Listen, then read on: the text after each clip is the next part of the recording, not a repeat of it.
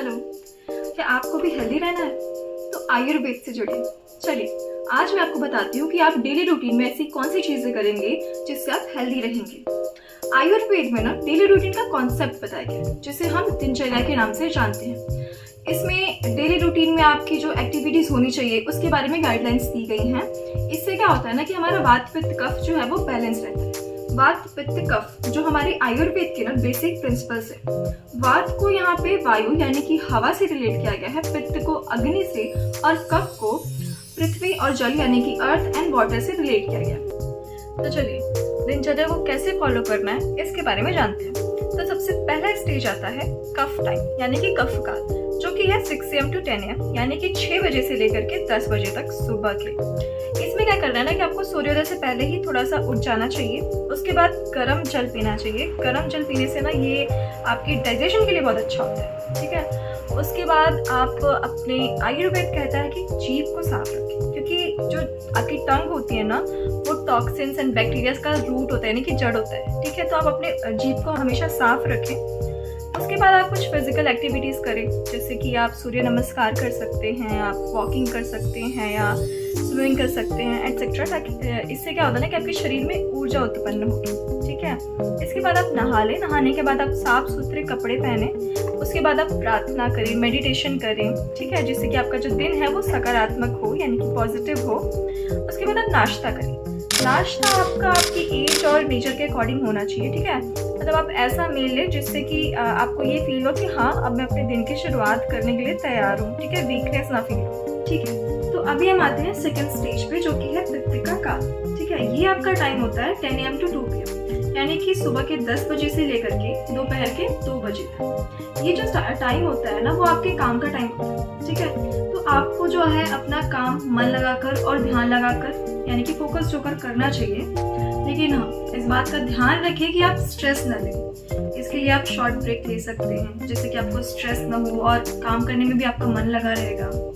ये जो टाइम होता है इसमें आपका मुख्य भोजन होता है यानी कि मेन मील होता है, ठीक है, लंच का टाइम होता है, और इसमें आपका डाइजेशन पावर भी ज़्यादा होता है। तो आप अच्छे से लंच करिए, लेकिन लंच के पहले अप्रॉक्स 10 मिनट पहले आप वॉक करिए और लंच के बाद आप 100 कदम तक टहलिए, लेकिन धीरे धीरे, ठीक है। लंच के बाद आपको धीरे धीरे टहलना है, ये आपके डाइजेशन के लिए अच्छा होता है। तो नेक्स्ट स्टेज है हमारा वात का काल, ठीक है, जो कि है 2 PM to 6 PM यानी कि दोपहर के 2 बजे से लेकर के अप्रॉक्स शाम के 6 बजे तक का। तो इस समय क्या होता है ना कि आपको लाइट वर्क करना चाहिए, ज़्यादा ध्यान वाली चीज़ें नहीं करनी चाहिए कि बहुत फोकस्ड होकर आपको कुछ करना पड़े। इसमें क्या होता है ना कि अगर आप ऑफिस में हैं, काम कर रहे हैं, तो थोड़ा सा आप रिलैक्स रहिए, थोड़ा सा ब्रेक लीजिए, मेडिटेशन करिए ताकि आप रिफ्रेश रहें। अगर हो सके तो आप बाहर जाइए, बाहर जाके थोड़ा सा नेचर को फील करिए, डीप ब्रीथिंग करिए, थोड़ा सा लाइट स्ट्रेचेस करिए, और अगर तुलसी हो या फिर हर्बल टी हो तो वो आप पी सकते हैं।